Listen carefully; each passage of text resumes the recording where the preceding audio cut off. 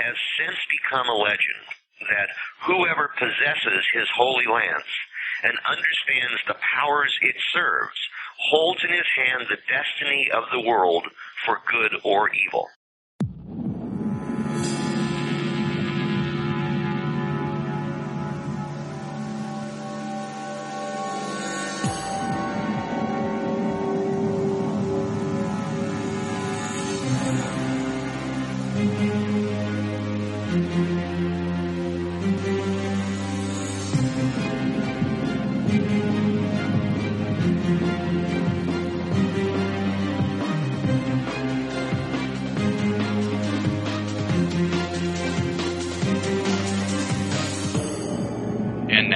Ladies and gentlemen, Binnall of America Audio, with your host, Tim Binnall. Hello out there, my friends. This is Tim Binnall of BinnallofAmerica.com with another edition of Binnall of America Audio. It is March 4th, 2006. We kick off March with Jerry E. Smith, Part 1 of 2. Jerry is the co-author of Secrets of the Holy Lance, The Spear of Destiny in History and Legend. And that is what we're discussing this week, the Spear of Destiny, also known as the Holy Lance or the Spear of Longinus. It is infamous in the esoteric world for its role in the Passion, and also recently its role in World War II. Jerry and his co-author George Picard have done an amazing job chronicling the journey of the spear from the Passion all the way up to World War II and post-World War II, and some of the controversies surrounding where it's been since then, and all the various rulers and factions that have had their hands on the spear in the 2,000 years in between. So that's what we're discussing in this lengthy interview with Jerry E. Smith. We bring you Part 1 this week, which is the Spear of Longinus, its origins, the Passion, the story of the spear, relics in general, Longinus the man, where he went post-Passion, and then we trace the various folks who've had their hands on the spear leading up to Hitler, where we leave you off to wait till next week for the World War II portion of the spear discussion. So we cover a ton of ground this week, and of course there's tons more next week, but I'll preview that on the tail end of the interview. Here's a little bit about Jerry E. Smith for those of you who are unfamiliar with him. Jerry E. Smith has been a writer, editor, and activist for over 3 decades. He may be best known in the esoteric world for his book, HAARP, The Ultimate Weapon of the Conspiracy. In 1991, Jerry Smith and Jim Keith, author of Black Helicopters Over America, Strike Force for the New World Order, and other numerous conspiracy and mind control books, founded the National UFO Museum, NUFOM, in Reno, Nevada. From 1991 to 1994, Jerry was the executive director of NUFOM, while Mr. Keith acted as the chairman of the board. In addition to his administrative duties running the day-to-day operations of NUFOM, Jerry also edited and wrote for that organization's quarterly journal, Notes from the Hangar. At the same time, Jerry worked as an editor, graphic artist for Jim Keith's magazine, Dharma Combat, the magazine of spirituality, reality, and other conspiracies. Jerry served variously as managing editor and art director from Dharma Combat's inception in 1988 until Jim's untimely death in 1999. Today he lives and continues to write in Reno, Nevada. His websites are jerryesmith.com and secretsoftheholylance.com, which you can also get to by typing in spearbook.com. Without any further ado, let's kick it off.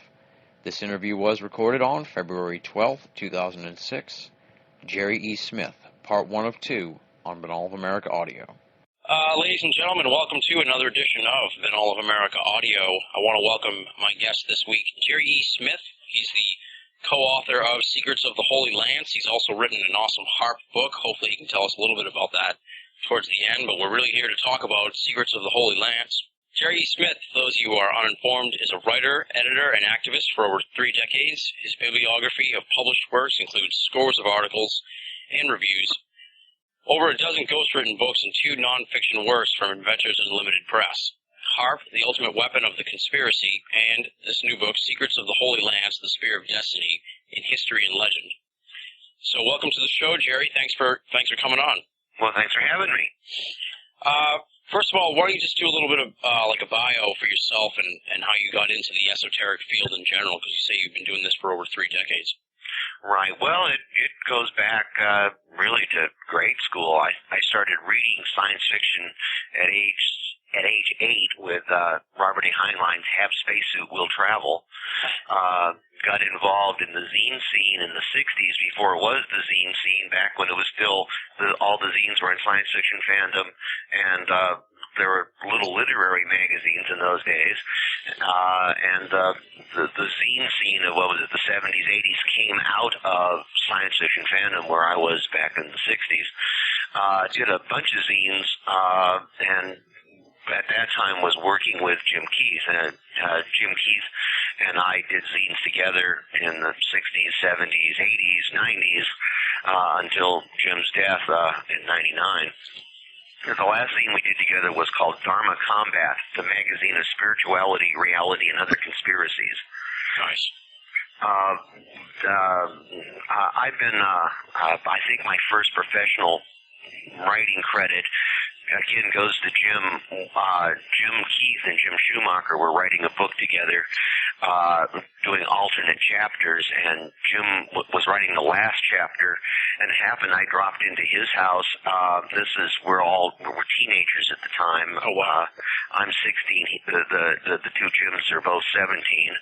And Jim's girlfriend Carla shows up, and Jim had been having trouble figuring out the end of the book, and I had made some suggestions. Carla shows up, and he says, "Okay, you finish the book." He leaves with her, and I finish the book. Oh, man.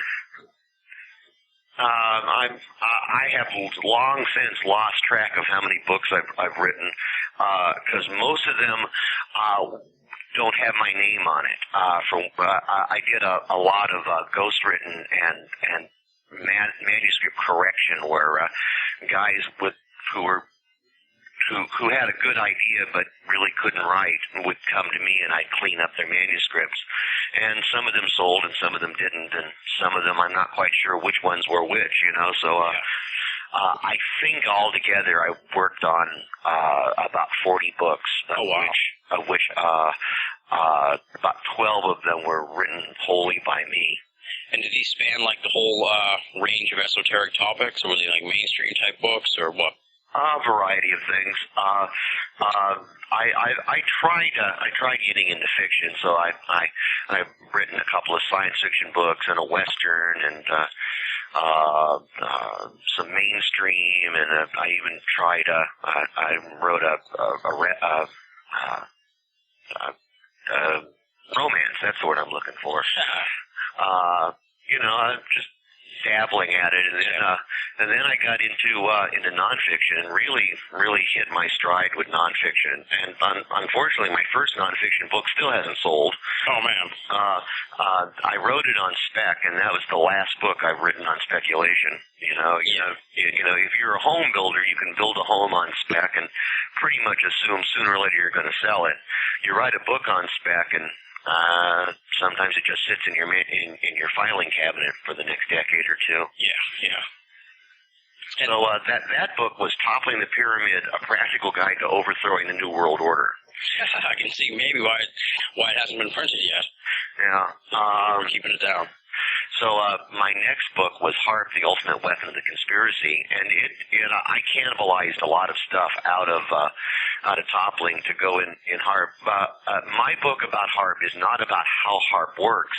It's about if Harp works, who would want to do that. It's about the politics, the geopolitical politics around the coming global government that I use as the focus of the book. And it's just Harp. It has a potential to be used, or electromagnetic technologies, radio technologies have a potential to be used by those folks to further their ends. So that's what that book's about.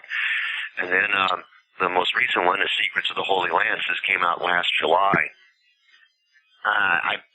The way that one happened was my publisher is Adventures Unlimited Press, David Hector Childress, and David sells a lot of books in his catalog that he didn't publish. That he has the the publishing house has been in existence for 22, 23 years, and he's published about 150 titles during that 20-year run, but he's also sold thousands of other titles. Yeah. And a couple of titles in his catalog that were selling rather briskly for him were the two books by Colonel Howard Buchner, Hitler's Ashes and Adolf Hitler and Secrets of the Holy Lance. And also Trevor Ravenscroft's The Spear of Destiny and his follow-up book, The Cup of Destiny and Mark of the Beast. And so my publisher, David Hector Childress, got this bright idea that if he had a book on the subject that he published, then he wouldn't have to sell those books, and instead of making pennies per book, he'd make dollars per book. So he gave me a call last summer, and at that time I was working on the book I'm currently working on, which was his Chemtrails, HARP, and Weather Warfare, the military's plan to draft Mother Nature. Oh, nice. And I was about 6 months into that book, and David gave me a call and said, hey, the Spear of Destiny is a huge selling thing. Can you write me a book on the subject? And I had read Trevor Ravenscroft back when it came out in the early 70s, and I had a lot of interest in the subject, and I had been 10 years ago, 15 years ago, I had been researching whether or not Hitler really died in the bunker, and that got me into researching Nazi disc aircraft, and that led to my becoming the executive director of the National UFO Museum in the early 90s. What had happened was I had discovered that there was very good evidence that the Nazis had, in fact, built disc aircraft. And one day, Jim Keith and a buddy of ours known as Crazy Larry were sitting around in my office, and we're talking about this, and Crazy Larry starts going, hey, I could build one of those. You give me the plans, and I'll build one. I go, okay, well, the plan's got to be somewhere. So my first thought was there must be a UFO museum somewhere in the world, and I'll just write them and get the plans. Well, of course, there wasn't one. Yeah. So being a do-it-yourselfer from way back, I started one. It was this is in Reno, Nevada. And in Reno, there were a bunch of other museums that were the national this, that, or the other. There's the National Field Museum, the National Championship Air Race Museum, a number of these national museums. So I decided that we should just join the club, and we were the National UFO Museum. Well, some old-time ufologists in Roswell, New Mexico, decided to start their museum, and they decided they had to one-up us. So they're the International UFO Museum. So I say to David, okay, yeah, I know quite a bit about some aspects of this subject. I'd be happy to write a book about it. And he goes, okay, fine, I want it in 2 months. Oh, man. Yeah, it took me 2 years to write the HARP book. Oh, wow. And so my friend George Picard also lives in Reno, and George had a book through David Hector Childress, Adventures Unlimited Press. George's book was about Operation Paperclip, which brought Nazi spy masters and rocket scientists to the U.S. at the end of World War II, and led to the creation of NASA and CIA, which may have led to what looks today like the Fourth Reich. And so I'm looking at the Spear book and thinking, well, this is a good area. The Nazi connection to the Spear was huge. Adolf Hitler, it was the center of Trevor Ravenscroft's book. So I thought, if George should definitely be on this, so I give George a call and ask him if he wants to write a book. And he's thinking, it's been several years since his book is Liquid Conspiracy, JFK, LSD, the CIA, Area 51, and UFOs. And so we're both on the same page on a number of subjects here. And he was thinking it's been a number of years since his book came out, and it would look good in his resume to have another book. So he goes, okay, sure, what the heck? Yeah, I'll help. And so we split the book up into George wrote most of the Nazi stuff, and I wrote most of everything else. And it was hilarious in that we each started by first drafting our section and then passing it over to the other. Yeah. And George would write his chapters and pass them to me, and I'd add to them. I'd write my chapters, pass it to George, and he'd subtract from them. Well, let me ask you like a sort of a technical question, I guess, because I had never seen this before in a book that I'd read. You started with chapter 0. Right. The Heart book starts with chapter 0, and then I decided to continue it. Actually, George and I it ends, the Spear book ends with chapter 00. Yeah, that was so the next thing, yeah. It's odd and double odd. Yeah. As in buckshot. Is that like a stylistic choice? Yeah, it was. It was very much so. It got started with the Heart book in that I wrote a chapter 1 for the Heart book, and people kept complaining. I mean, when I was passing it around to readers before I sent it to the publisher, they were saying that it wasn't grabby enough, that I had to write a grabby introduction. So I wrote another first chapter and put it in front of chapter 1, so it had to be chapter 0. Yeah. So then, what we decided to do with the Spear book is that each chapter begins with a dramatization. Each chapter has a little section in italics at the beginning of the chapter that takes a scene from the chapter and dramatizes it. And so we decided, well, what we're going to do is we're going to do that with every chapter and with the book. So the book begins with a dramatization of a scene from the end of the book. So the book begins and ends with chapter 000, which is also what may be the most important moment in the history of the Spear, which is it's claimed that the Spear of Destiny was hidden in Antarctica and reclaimed in 1979. So the book begins and ends with the Spear being reclaimed in 1979, because if that's true, then the Spear is not an object hidden in a museum, or not hidden in a church, not on display in a museum, but is actually in somebody's hands being used as a real player on the world stage. Yeah, I thought that was a really cool fact. Like I said, I'd never seen that before.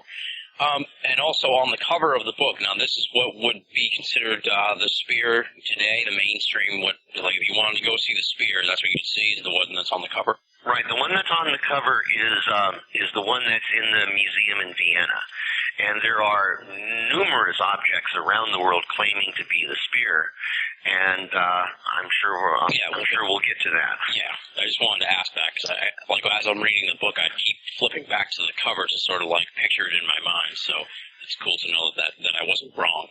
Right, and what you see there is an old spearhead, and in the middle of it is a gold sheath.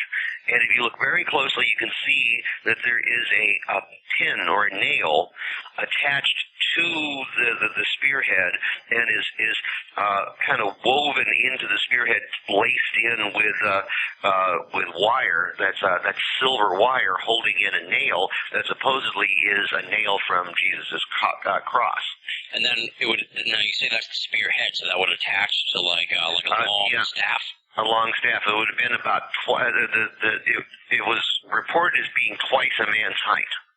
Oh wow! So the spear shaft itself, the shaft would have been 10, 12 feet. And how long is the spearhead? I think it's something like 18 or 23 inches. I don't remember offhand. I'm really, really miserable with remembering numbers. So it's like 1.5 to 2 feet. Oh, okay, so it's not like it's much bigger than on the cover of the book. Yes. Yeah. Okay, now, if you saw the movie Constantine, the Spear is one of the major characters in the movie, and the very first thing you see is the Spear being discovered or found in Mexico wrapped in a Nazi flag. And you can see that the one he's holding is only about 17, 18 inches long. Yeah. And that replica that's used in the movie is just beautiful. It is spectacular. And there are replicas like it on sale on eBay, and you can own your own replica. Oh man. Yeah. Okay, so now just getting into the book here, we start out with relics in general, because that's really what the Holy Lance is, the Spear of Destiny is. It's a relic. So why don't you tell us about what relics are, and just the general concept of relics and where they come from? Great. Again, for those who are unfamiliar with it, this is the Spear spear that supposedly pierced the side of Christ as he hung on the cross. This makes it a relic of the Passion and a relic of Jesus. And the concept of relics is common in virtually every religion. Hindus, Muslims, Jews, Christians, Buddhists all have a reverence for relics, and it's more than just a reverence.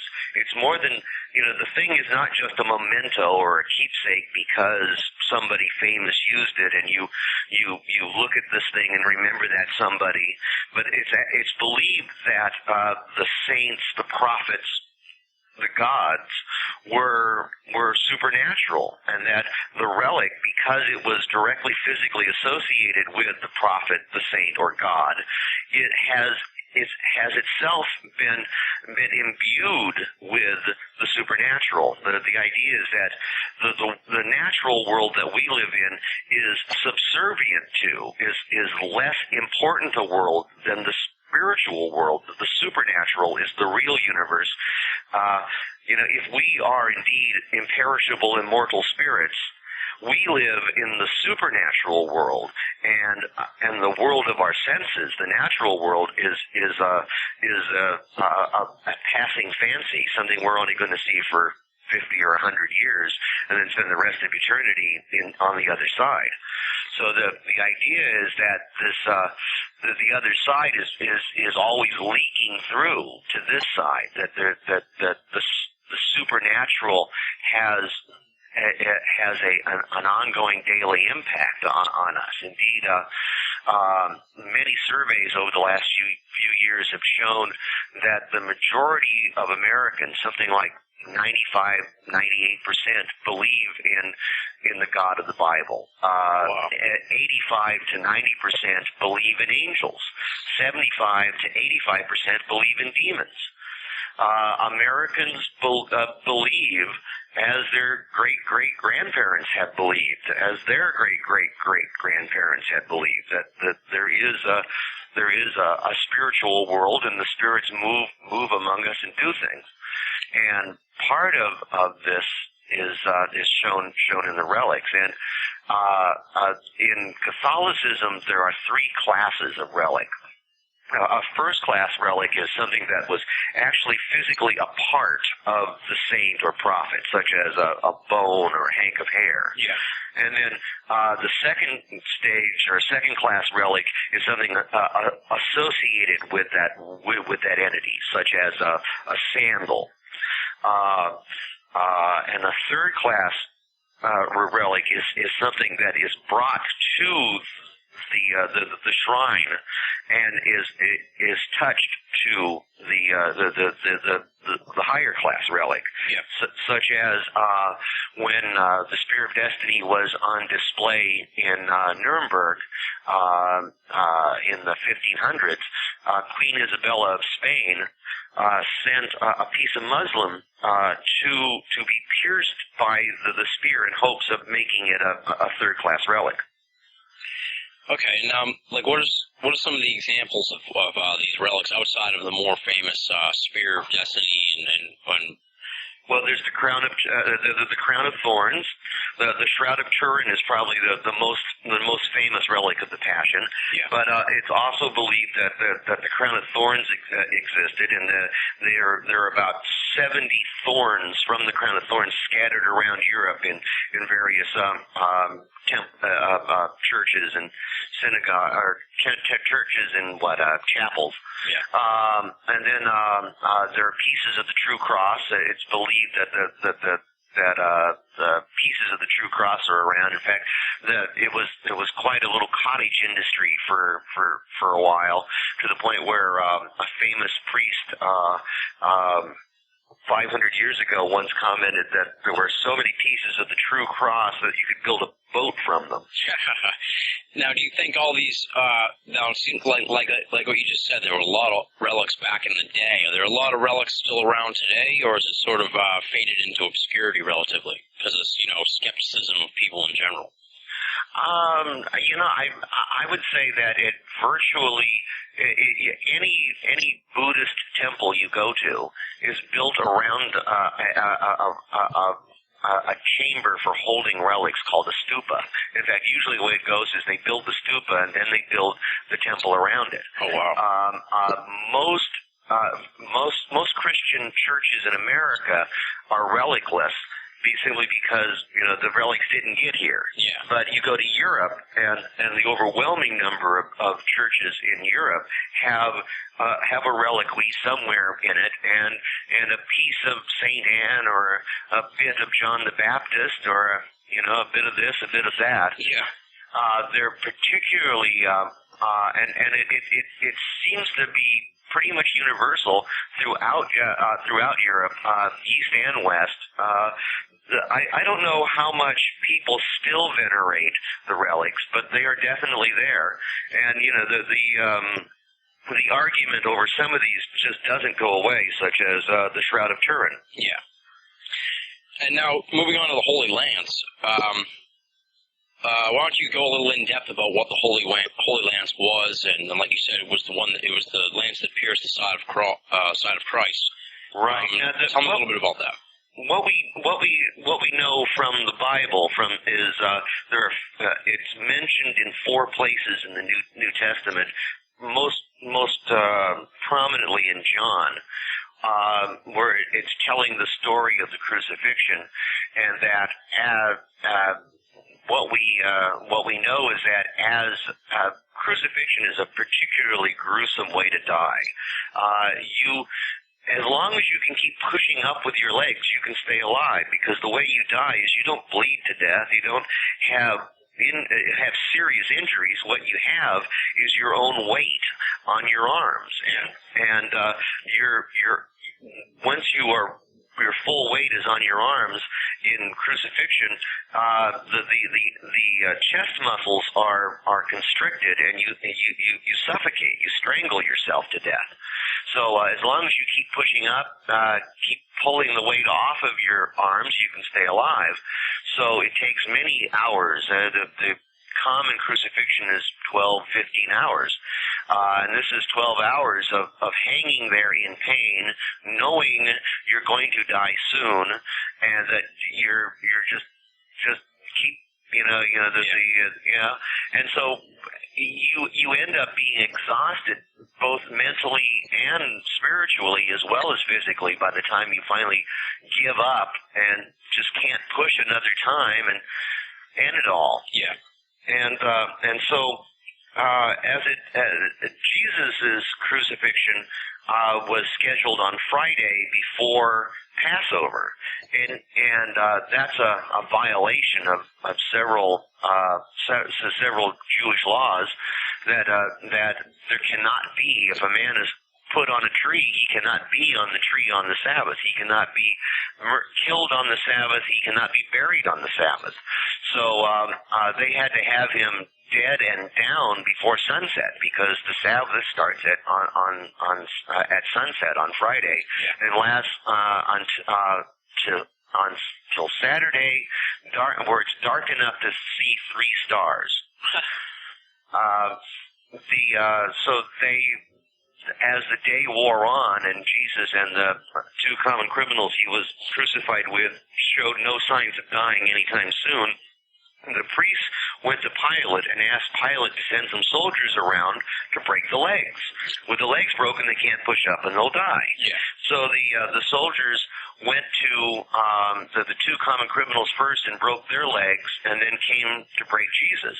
Now at that point, a centurion steps forward and pierces the body with his spear, showing that Jesus was already dead and so wouldn't need his legs broken. Yeah.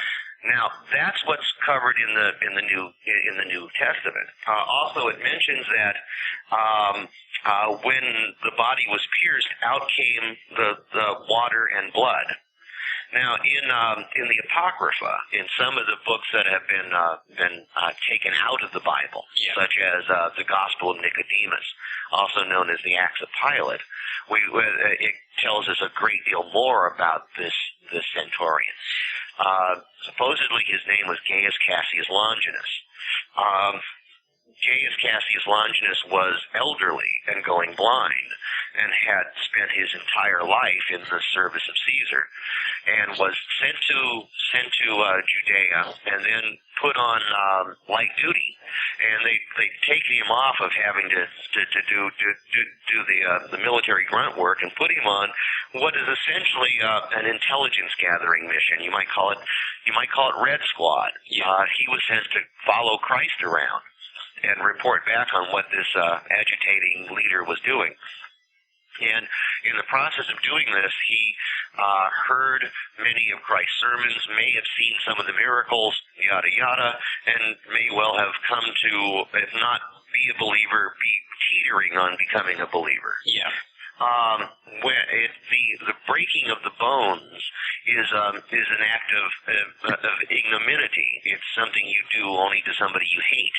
And so when the soldiers came to break Christ's bones, the centurion, Gaius Cassius Longinus, was struck with, I don't want to see that happen to this guy. He deserves better, and went up and showed them, you don't have to do this guy in because he's already dead. Yes. Now the story goes that when he did that, the blood and lymph came out, or the blood and water came out and splashed in his eyes and instantly cured his blindness, at which point he became a Christian. Yeah.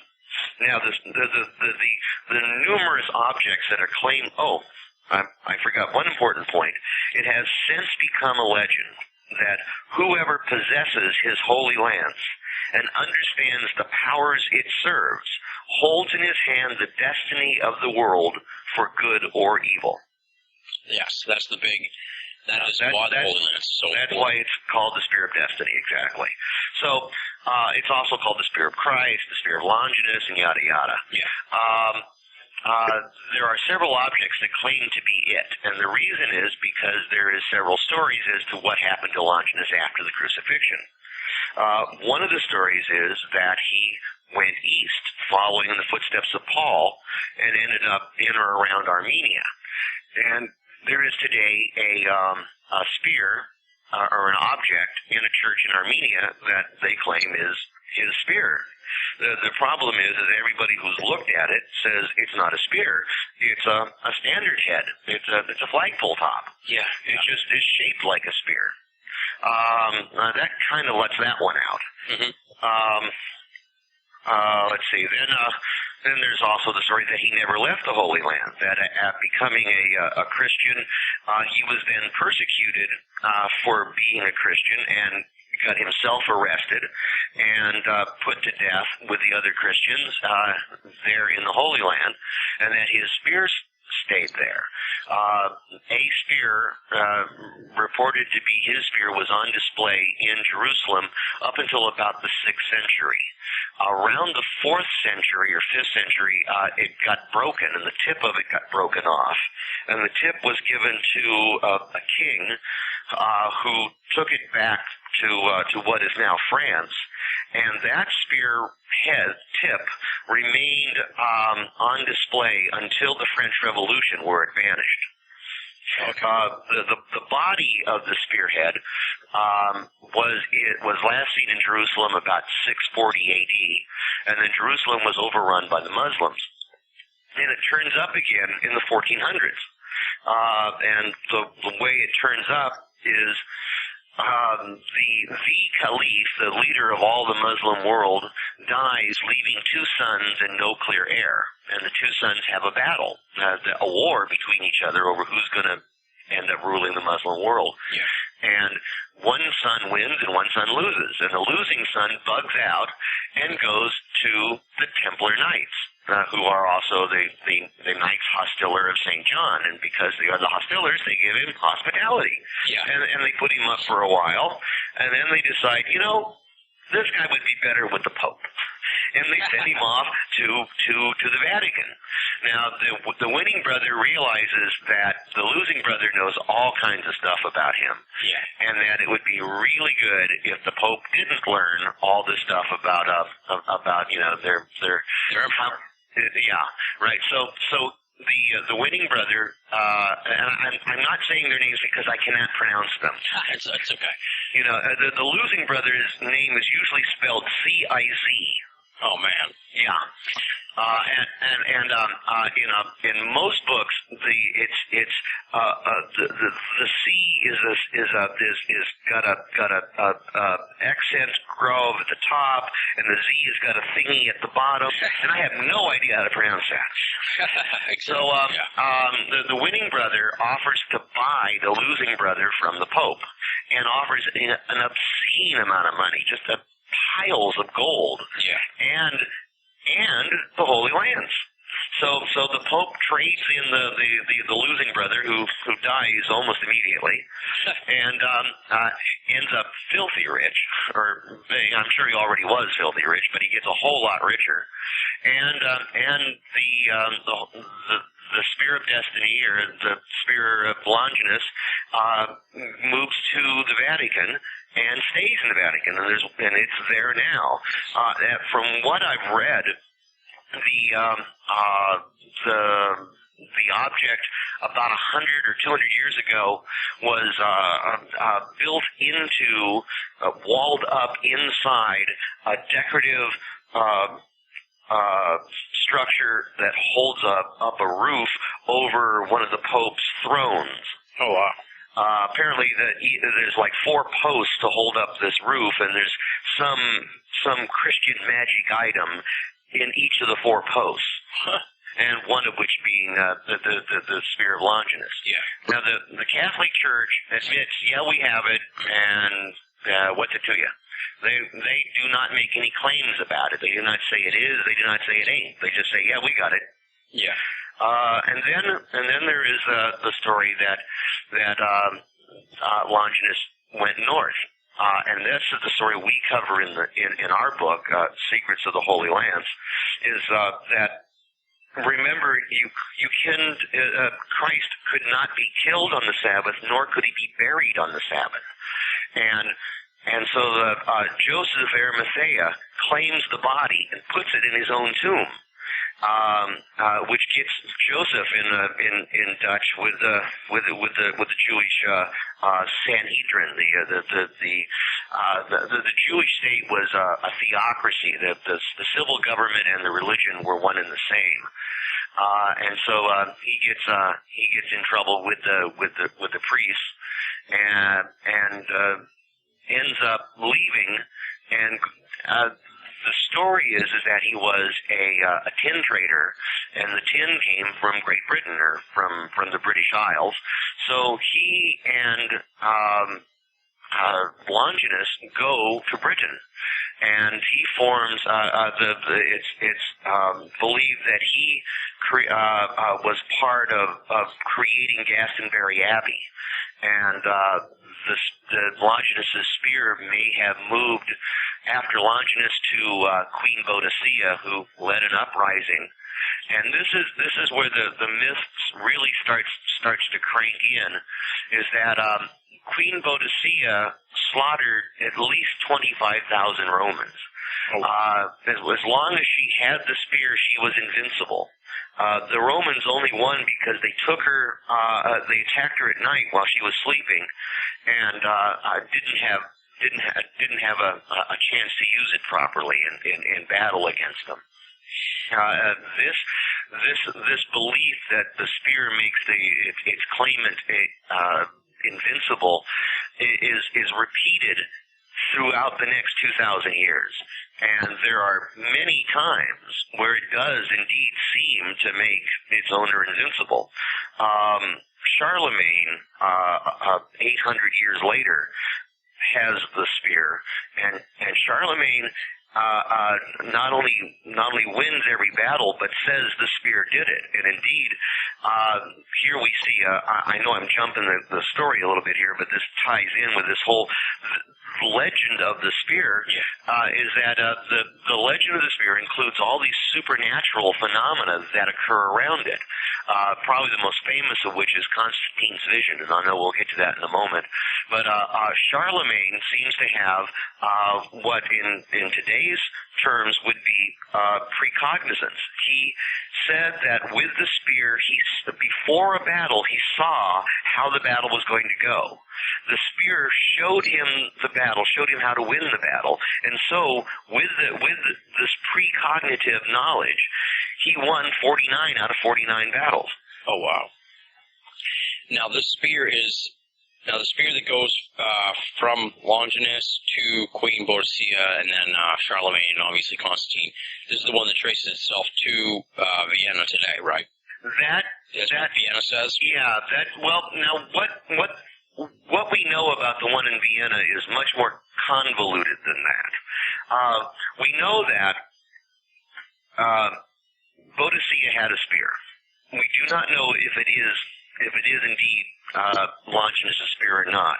But if you do a Google search on Boadicea, you will see every image of her shows her with her spear. Yeah. With the next person that is recorded as having it is Saint Maurice, and Maurice was about 200 years later. Maybe 180 years later. Maurice was the leader of the Theban legion. He was a Roman legionnaire who led a legion. And not just any legion, this legion they were all people recruited or press ganged or whatever around the city of Thebes in ancient Egypt. And at this point in time, Thebes had been the capital of dynastic of the later dynasty of Egypt for thousands of years. It was known as Thebes of a thousand gates. Well, a town with 1,000 gates is kind of hard to defend, and the Romans sacked it. Yeah. So the Egyptians moved their capital to a more defensive location, and eventually the city of Thebes became what is today the city of Luxor. The Theban legion were all Christians, and Caesar was putting down a revolt in Gaul, which is today France, and he didn't have enough legions in France to do it, so he called the Theban legion to join in. And the story goes is that they marched, they sailed to Italy and then marched over the Alps, and their marching was so loud they became known as the Thundering Legion. When they arrived in Gaul, there was a bit of a problem. The Romans had a rather odd way of maintaining discipline. They did something called decimation. You may have heard the term, we decimated them. Well, the word decimation is based on the word deca, which is 10. To decimate means to literally kill 1 in 10. The German occupiers during World War II used decimation against villages. When there was a partisan attack on German forces, the Germans would go into the town and line up the men and kill 1 in 10 just to make a point. Yeah. Well, the Roman legionnaires, if a Roman legion really screwed up, the Caesar could order that they decimate themselves, and they would do it. I mean, better 1 in 10 than everybody. Exactly, yeah. So the Theban legion, the Thundering Legion, arrived in Gaul, and there was the Caesar ordered that there should be a celebration to the gods, either before or after the war. After the battle. It's not really clear exactly when this happened. It may have been to ask the gods to help, or it may have been to thank the gods for their help. But at any rate, Caesar maintained he was a god. In fact, he maintained that he was the god Hercules. And the Theban legion refused to name him as a god, refused to say, yeah, you are God. And this pissed the Caesar off. Yeah. So Caesar ordered, if you guys don't claim me God, don't name me God, I'm gonna decimate you. And they said, okay, do it. So he ordered a decimation, and they did it. And while they're doing it, Maurice, who's the leader of the legion, holds up the spear of Christ and reminds them with it that they are Christians, and that there is no king but Jesus. And they do the decimation and report back to Caesar, well, we've done it, and we're still not going to name you God. At which point Caesar orders a second decimation, and they do it again. And they joyously choose lots and willingly throw themselves on each other's swords. Yeah. And they send back to Caesar, well, we've done it, and we're still not going to name you God. At which point Caesar orders all of them destroyed, and one legion goes over, and they offer no resistance. They all go down to a man. And this brings up an aspect of the Holy Lands that George and I tried to figure out in our book Secrets of the Holy Lands, in that it seems from this point on that the spear is very intimately involved in sacrifice. Yeah. That wherever the spear goes, there are oceans of blood, and I have heard for decades that a number of people think that the Holocaust during World War II was a covert human sacrifice. Yeah. And that rings true with the spear. And one of the things that George looked at was perhaps the spear, when it was pierced, when it was pressed into the side of God, got God coming through it, or rather took an imprint of that moment. Yeah. And that is the purpose of the crucifixion, where we're told in the Bible, was so that God could redeem us, that it was to be the last human sacrifice, that God would sacrifice himself for us. So did the spear take on that need to sacrifice? Did it get embodied with sacrifice? But because it's just a hunk of metal, it doesn't really understand what its message, what's going on, and it just keeps radiating need to sacrifice, and that people get it, and they find themselves, well, let's have a human sacrifice this week. Yeah. Now you speak to the Holy Lance sort of as like as an opposite or a yin yang effect with the lost Ark, with the Holy Grail. Well, there are a number of tie-ins, very much so. Particularly that the Ark of the Covenant was one of the things the Nazis were looking for. As they had the Spear of Destiny, and they were looking for all of the great artifacts. They were looking for all of the relics of the Passion. And I'm not really quite sure why, to tell you the truth. Seems like the Holy Lance is like an opposite almost of those other relics too, in that the Holy Lance appears throughout history, but the Ark of the Covenant and the Holy Grail are sort of like so shadowy that you don't have a lot of instances in history where people are saying they have it. It's only like rumored to be had. But with the Lance, there's clear stories of possession. Right. And possession is an interesting term in that Yeah, sorry. As I was writing the book, I'm a big Lord of the Rings fan, and I've read the Lord of the Rings about 30 times. And as I was working on this book, I began to realize that there were a lot of parallels between the spear and the ring. That when Adolf Hitler first sees the spear in 1907 or 1910, it talks to him. It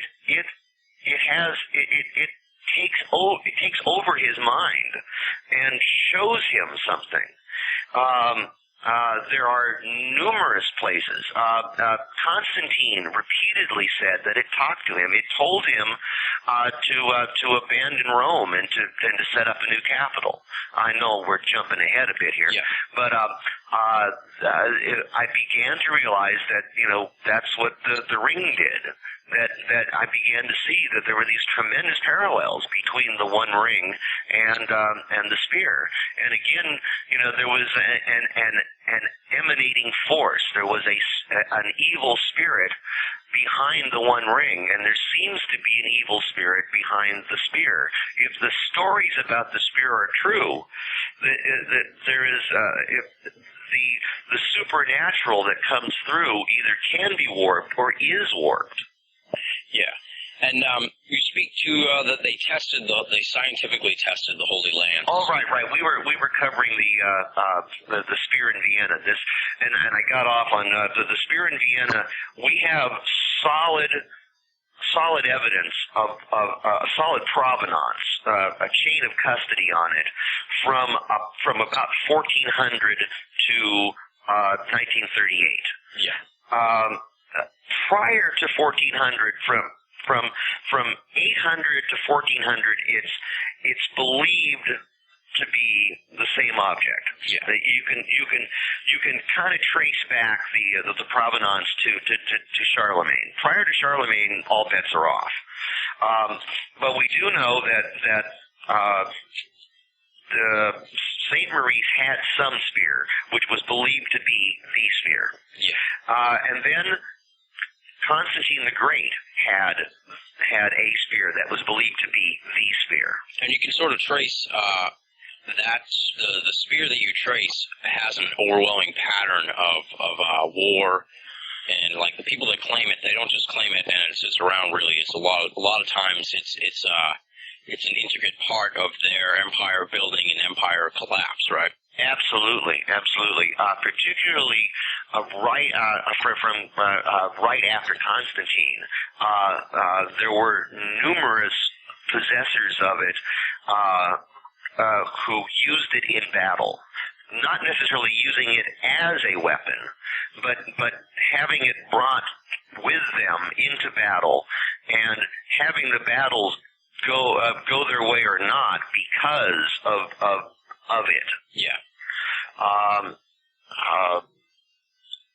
You're by asking about the scientific testing, you're kind of leaping me here to the end of that trail. Well, all right. That's okay. I don't mind going to the end of the trail. No, let's. But I think we should come back at this point. But I can go ahead and answer that. No. We'll get to that when we talk about present day spear and that stuff. Whenabouts do you think the power of the spear sort of become like a well-known, I don't want to say urban legend, because back then it was barely urban at all, but when did it sort of become a known thing with Queen Boadicea? I don't think so. It was probably with Constantine. What we know about Constantine comes from a Christian priest who was sort of imagine if you know the relationship between like Billy Graham and American presidents.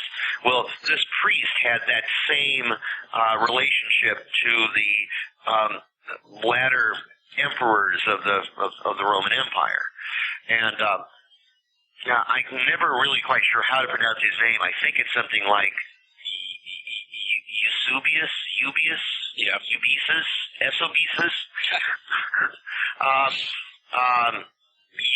of Caesarea, and he wrote Life of Constantine,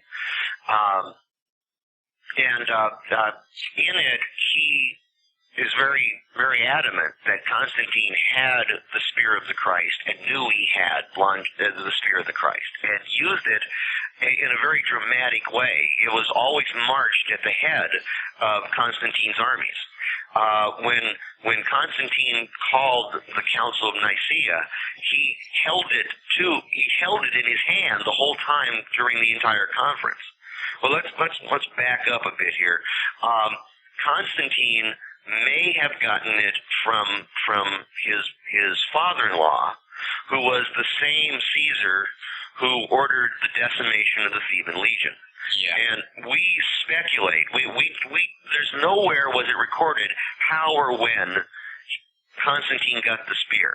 So we attempted to bridge that gap by guessing that if Caesar Maximinius Augustus killed the Theban legion and they had the spear, it may have been brought to him as a trophy. Yeah. And he may have had a vague idea of what it was about. We know that Constantine, the rule of law, the rule of the Roman Empire at that point in time is hard to understand. It is so alien to the way we run things that it's. I spent months researching Constantine. This is the book. The publisher wanted the book in 2 months, and we actually turned it in 6.5. Oh, wow. And most of that time I spent researching Constantine. Oh, wow. There was an emperor, Diocletian. Diocletian decided that the empire was simply too big for one man to rule. And much to everybody's surprise, he appointed a co-emperor, Maximinus.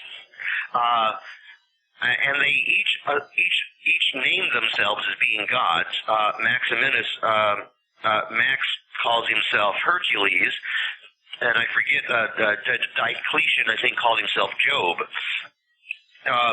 Well, after a while, Diocletian gets an illness and abdicates and forces Max to abdicate with him. Well, before they do this, they have set up Diocletian decides that two guys, that the empire is so big, two guys can't handle it. So he sets up two junior emperors. And so there are two senior emperors and two junior emperors. So they're just setting themselves up for turf wars, pretty much. Yeah, exactly. So Diocletian takes Galerius as his junior emperor, and Max takes Constantine's father, Constantinus Chlorus, as his junior emperor.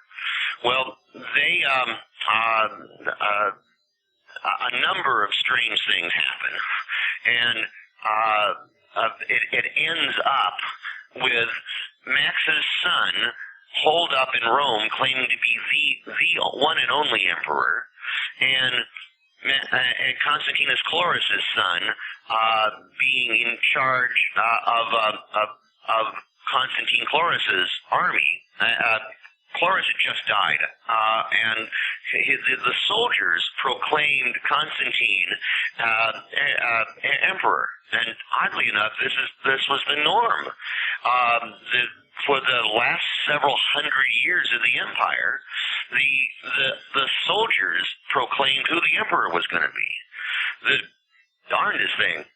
So Constantine finds himself marching on Rome, and his brother-in-law.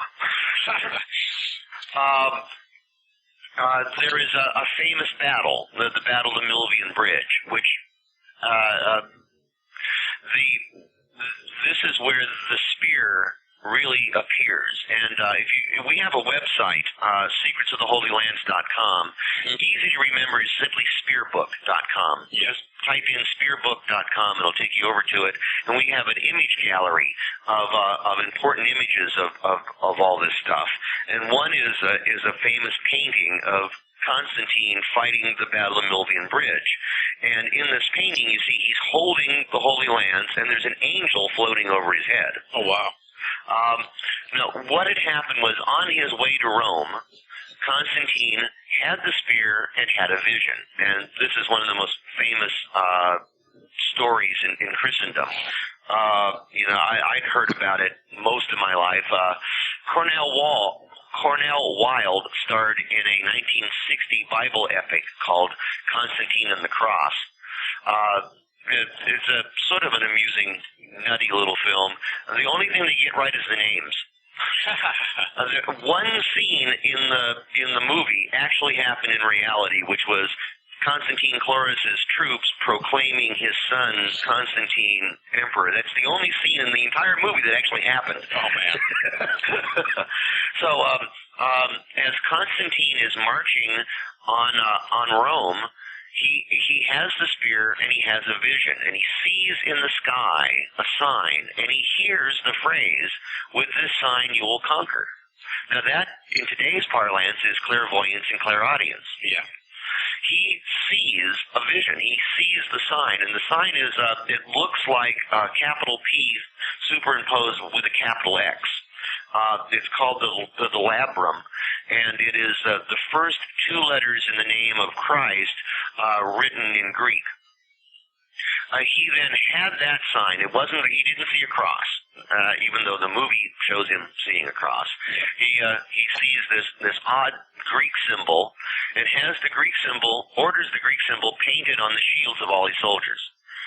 When he gets to Rome, not only does he beat his brother-in-law back, but in the attempt to escape back into the city, the would-be emperor finds himself crossing on a bridge of wooden boats, and it all goes to hell in a handbasket on him. He falls into the river and is drowned. Constantine then goes on to become one of the two co-emperors. At that point, there are, I think, 3 co-emperors, and of course, three men cannot run a government very well. Yeah. And one of them immediately realizes that he's at the wrong end of the stick and starts a battle which he can't win, though he tries. And Constantine goes after him and fights numerous battles and kills maybe 1 million people. I mean, oh wow! Yeah, I mean there are some battles in a single day where 25 or 30,000 people die. Oh man! Yeah, it was gruesome. And again, this is the oceans of blood wherever the spear goes. Exactly. One of the things that came up in this is one of the battles is a sea battle in which Constantine has 5,000 ships. His opponent has 7,000 ships. He's way outnumbered, way outgunned, and calls on the spear to help. And a big wind, an immense wind comes up and doesn't harm any of his ships, but blows the enemy ships all over the sea, drowning 5,000 sailors in the afternoon. Nice. Yeah, and then this big wind comes up again. It's repeated. There are numerous battles in which the spear takes part, in which this big wind appears, and we were astonished to discover that it wasn't a part of the legend, and yet there it is, repeatedly occurring. One of Constantine's descendants, about 4 emperors after Constantine, maybe 5 emperors after Constantine, goes into battle with the spear, and the wind comes up behind him, and he wins the battle because one of the chroniclers of it wrote, the wind was so strong it kept blowing the enemy's swords back into their faces. Huh. Now, one of the things I liked about the book especially was how you try to trace back a little bit about where the spear may have come from before it even came to launch, and the story that really fascinated me was tubal cane, right, and the ET metal. Right. Talk a little bit about that. That was a chapter written by George, and I really don't know any more about it than you do. Yeah. There are a couple of legends as to how the spear got made.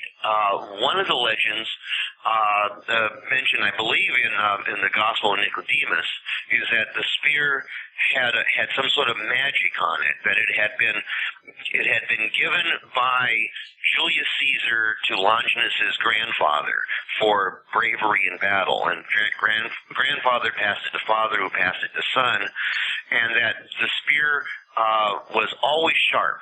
It never needed sharpening, and there were some other aspects. It was a magic spear of some sort or another. Yeah. Then there is the tubal cane story. One story of the origins of the spear says that it was made by Tubal Cain. Tubal Cain, the 7th generation grandson of Adam, of course has the curse of his family on him, and his family is, his people are not faring well. And in Hebraic lore, he's seen as the first blacksmith. He's seen as the archetypical worker in metals. And I'm sure he is more mythological than real. Yeah. But the story goes that Tubal-Cain's people are being overrun by the other people, and he calls upon God to help him, and a burning meteorite falls out of the sky, and he collects up this meteor metal and fashions a spear and a sword, and the sword becomes Excalibur, and the spear becomes the spear of Longinus. Then there's another story, which is the spear of Phineas. Phineas was a Hebrew prophet way back in the year Umpty-Ump, and Phineas's spear is a spear of tribal power. Whoever possesses it runs the tribe, and it came down to Herod. And the last time anybody knew for sure where it was is Herod had it. So it's not impossible that Longinus may have acquired it from Herod. We don't pick up that story for a number of reasons. One is we couldn't get any good scholarship on it, and we didn't like the tie-in, and we just ran out of space for it. Yeah. We were supposed to turn in a book that was 300 pages, and we turned in a book that was 350 pages. Yeah. So you guys have more than enough stuff. It was even like you had to parse it down anyway, right? Exactly. Now, you go through a lot of the different people that had the spear, claim to have the spear. Right. We tried to establish the chain of custody, the provenance for the piece. And also, many of the people have bizarre metaphysical events occur with it. Yeah. As I said, Constantine was only one of many who had supernatural phenomena occur. Constantine, as well as winning the Battle of the Milvian Bridge with it, then had it talk to him and tell him that Rome is not appropriate, that Rome won't do as his capital, and tells him to move it to this little Greek town called Byzantium. And he moves to Byzantium, and as he's laying out the new city, which he names Nova Roma, New Rome, he says repeatedly that he's following in the footsteps of him who he sees walking before him. He keeps telling people that I can see Christ walking around, and Christ is telling me how to lay out the city, and I'm just telling you what he's telling me. Oh, wow. That was pretty amazing. Yeah, I'll say. One of the stories that I actually was really amused by, because it sort of goes against the grain of how everybody wanted the spear, was the Attila the Hun story. It's kind of a short one, but it's pretty humorous. So yeah, I thought that was hilarious. It goes that there have been several consecutive rulers of the Roman Empire who have used the spear successfully, and one of them had Attila as one of his adjutants. One of his the power. I forget military words. Like colonel. Yeah. The Huns had been initially they'd been held out of the Roman Empire, and then they'd been invited in. And when they were invited in, they were made members of the of the community, which included members of the army, and they were promised that they would be paid. And so they fought for the Romans, and then they didn't get paid. And then they fought against the Romans and kept demanding pay. And both the Huns and the Romans jacked each other around. They both made promises and then failed to keep them. Yeah. And finally, Attila takes Rome, and he's the first guy in 800 years to take Rome. And the reason is because the new emperor was a kid who didn't understand the power of the spear, and his father had the spear on display in Milan, and the kid left it there. And apparently, Attila, on his march to to Rome, pick it up, and gets to Rome. And the reason he takes Rome is because he has the spear. Yeah. He's in Rome for a while, for a week, pillaging and raping. Once they've taken everything that was nailed down, or everything that wasn't, everything that was movable got moved. Yeah. And as they're leaving, he rides back and throws the spear into the dust at the feet of the Pope, and says, "Take back your holy lands, for I know not him who made it holy." Yeah, so he just gives it right up. That's the strangest thing. Really struck me as odd. And then going through who possessed the spear. Yeah, let me pick up.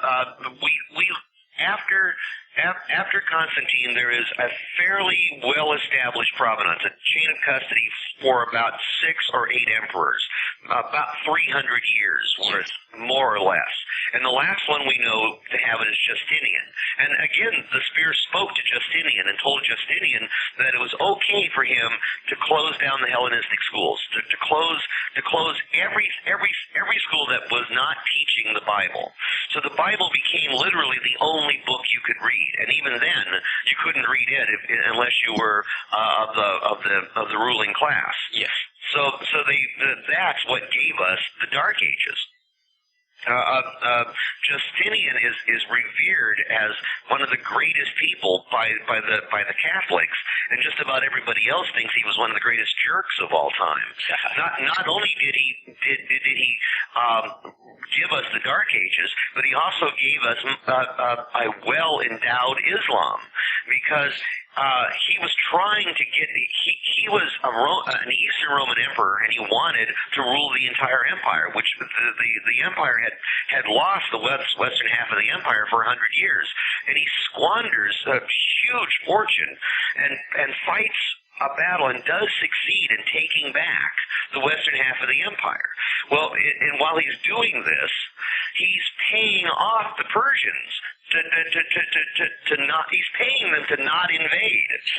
So the Persians get rich doing nothing. Yeah. While he drains the empire. Okay, after him, the spear disappears, and it disappears for 300-400 years. It disappears for that long a time. Then how does it reappear after it's gone through the cycle of emperors? You said it disappears for a while. How does it reappear? Nobody really knows. Most of the time when people get the spear, it's not recorded how they got it. It's just recorded, and our glorious emperor has the spear. In this case, Charlemagne had himself proclaimed the first emperor of the Holy Roman Empire on Christmas Day, 800 AD.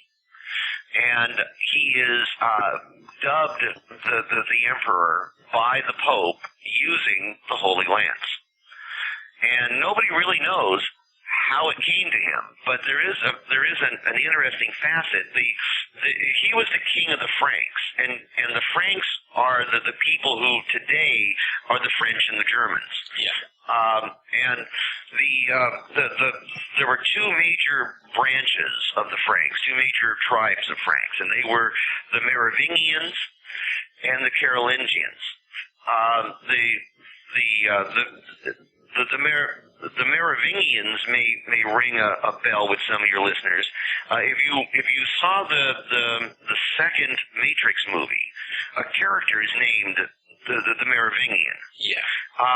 This is a nod to conspiracy freaks out there, and particularly to the Da Vinci Code freaks. Yeah. In that one of the stories related is that there is this organization called the Priory de Sion, and the Priory de Sion maintains that the Holy Grail was not a cup to hold the blood of Jesus; it was the bloodline of Jesus, and that Jesus was married to Mary and had children, and the descendants of the offspring were the rulers of the Franks, were the Merovingians.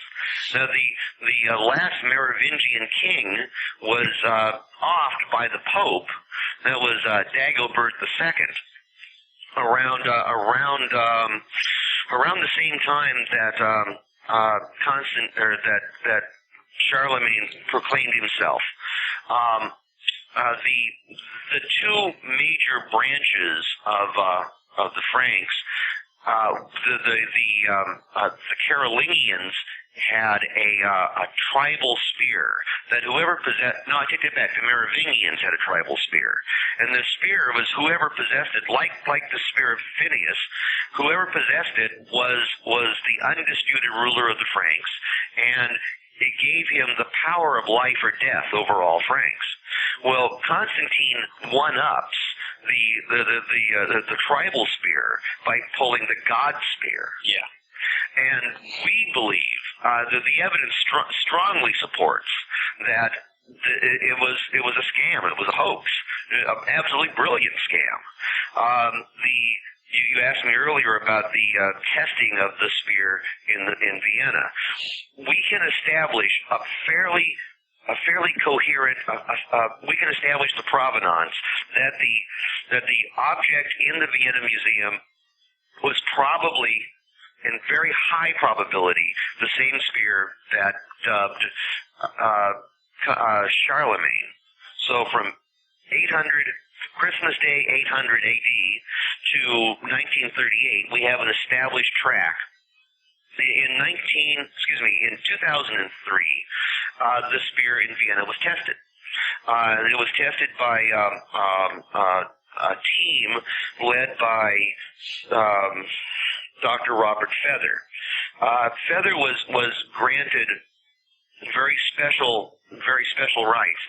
The curator of the museum literally walked it across the street to a hotel where they'd set up a makeshift lab. Yeah. And Feather was allowed to take off the. Remember when we were discussing the image on the cover of the book, Secrets of the Holy Lands, and you see that there's this gold sheath in the middle. Yes. Well, under the gold sheath is a silver sheath, and he was allowed to take those off.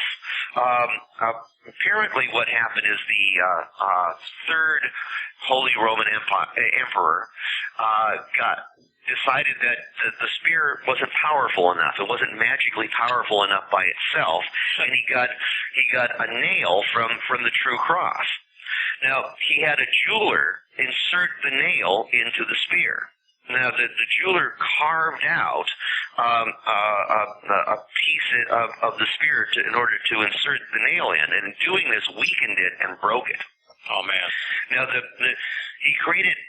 In creating this niche to put the nail into, he created two splinters from the original spearhead, and these two splinters were then made they made replicas of the spearhead with the splinters in them, and they gave one to the King of Poland, and that spear is today in a museum in Poland, and they gave one to the King of Hungary, and that spear has long since vanished. Well, when they put the nail into the spear, and it broke the spear, so they then had to wire it all back together with this silver wire, and they put a silver sheath around it to hold it together. A couple hundred years later, another Holy Roman Emperor decided that the silver sheath wasn't fancy enough, and had a gold sheath made, and on the gold sheath it says in Latin, nail and spear of our Lord. Yeah. Okay, so then Dr. Robert Feather was allowed to take those sheaves off and examine it in a number of different ways. They rubbed a biological swab on it to see if there was any organic matter on it. There wasn't. They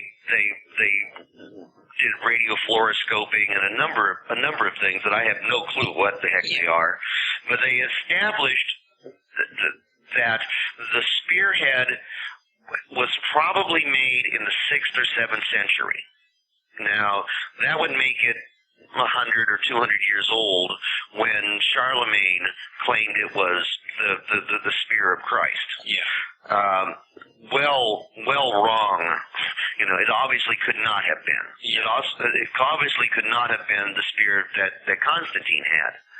Now, the nail is something else again.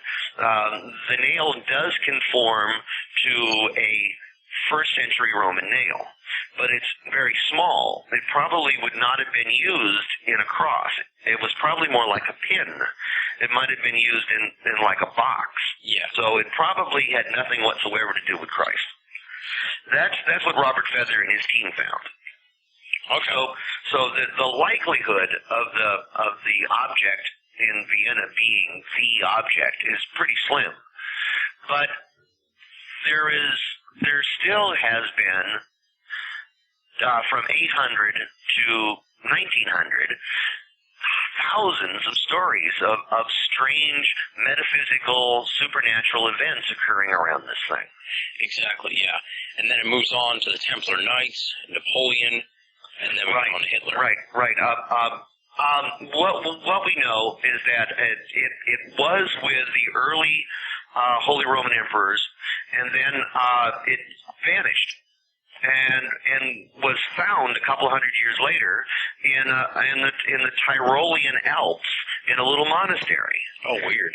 But it did have the gold and silver bands, and it was well known that those had been put on the Spear of Christ. Yeah. So the emperor who found it goes, it's got to be it.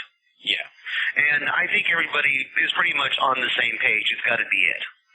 So he then took it to Prague, which was his capital at the time, and had it on display in Prague, and then it spoke to him. And it told him that it was in danger there. And so he had it moved to the city of his birth, which was Nuremberg. And it was on display in Nuremberg for the next 400 years. Now, while it's on display in Nuremberg, it accrues this whole raft of stuff around it. It becomes part of what becomes known as the Habsburg regalia, the Reich treasure, and the Reich treasure, it consists of a spear. The spear, a sword known as the Sword of Maurice, and nobody's really quite sure why it's called the Sword of Maurice. An orb, a scepter, several crowns, and a whole bunch of strange, a whole bunch of ruling stuff. Yeah. And a whole bunch of religious stuff. It's like a piece of what is purported to be the tablecloth from the Last Supper, a bone from a saint, a piece of John the Baptist. I mean, this bizarre collection of things. Regular Ripley's Believe It or Nuts. Yeah. Accrues around it. Well, by the time Napoleon is on the march, it has been in Nuremberg for 400 years, and the story is known throughout Europe that whoever possesses the Holy Lance rules the world. I mean, it's the object of the Holy Roman Emperors.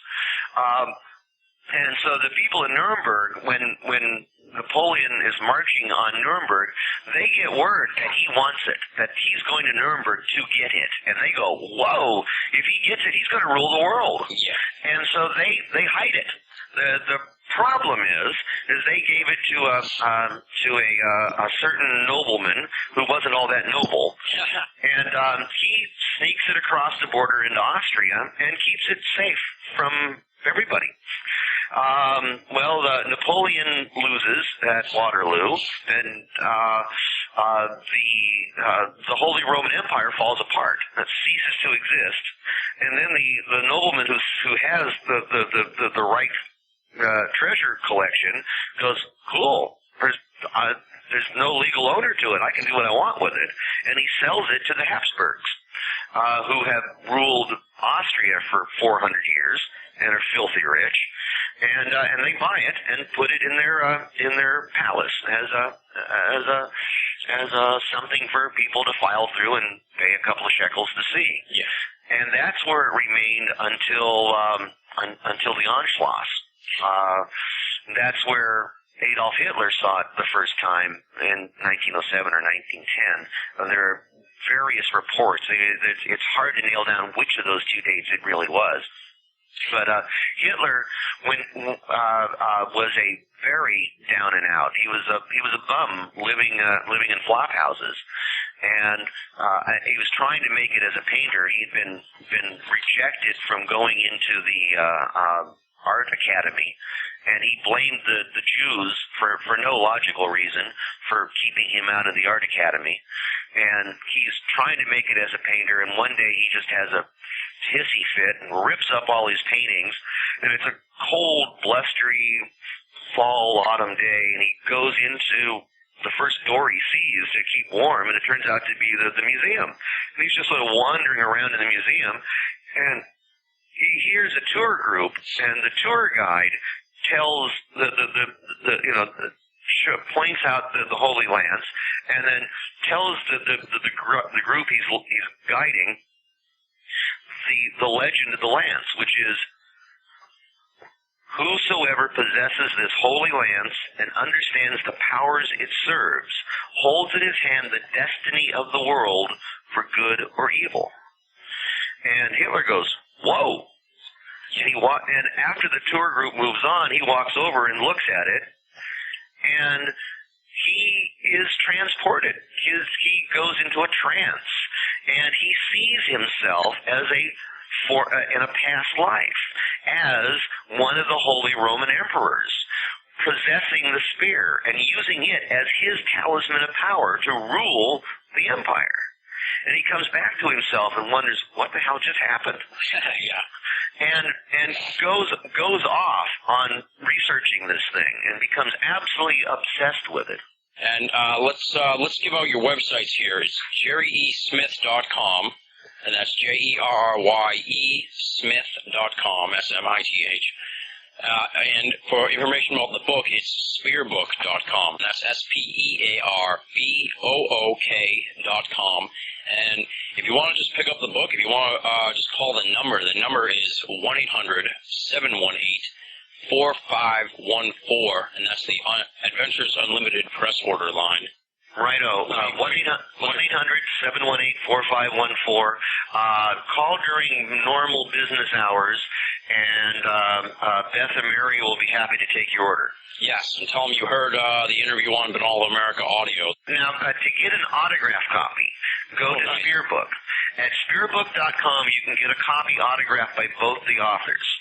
To get if you call Beth or Mary at Adventures Unlimited Press at 1-800-718-4514, if you tell them you want an autograph copy, I will autograph one to you. But it won't have George's autograph. You got to go to spearbook.com to get George's autograph. Okay. Or you can just go to Amazon.com, or you can go to BarnesandNoble.com, or you can go to your local Barnes and Noble. It's in all major bookstores. Awesome. And you can get it at Amazon.com for a discount, but no autographs. That does it for this week's edition of Binnall of America Audio. Big thanks to Jerry E. Smith for sitting down and talking to us. He's going to be back next week with more. We're going to talk about the spear, going into World War II, how Hitler got it, what Hitler did with it once he had it, Himmler and his esoteric interests, the mysterious death of Hitler, where the spear may have gone when Hitler died, the rumors of Nazi Antarctic bases is going to be discussed in depth, and we talk for a good portion of time about Jerry's old friend Jim Keith, the late great Jim Keith. Jerry tells us about his life and times, real education on someone who is sorely missed in the esoteric world, and so much more. That's next week, March 11th, 2006, on Binnall of America Audio. Big thanks, of course, to Leslie, Chiron, and R. Lee of BinnallofAmerica.com for your help and support with the audio series. Check out their columns at BinnallofAmerica.com. Check out BinnallofAmerica.com for daily updates, all kinds of stuff, satire, columns, feature articles, and tons more. And, of course, if you are a frequent BinnallofAmerica.com visitor, if you enjoy the audio, if you want to help out a little bit, click the PayPal button at BinnallofAmerica.com or the one on our audio page, and make a donation to BinnallofAmerica.com. Every little bit counts. Every little bit helps. We appreciate it. Much thanks. Thanks to everybody listening out there, all of you who discovered us as a result of last week's big Lauren Coleman interview, or those of you who've been with us all along. thank you so much. We've got tons of great interviews in the pipeline, coming down the pike. Of course, I already previewed next week with Jerry E. Smith, so there's not much left to say for this week. Thanks for listening, folks. This is Tim Binnall, signing off.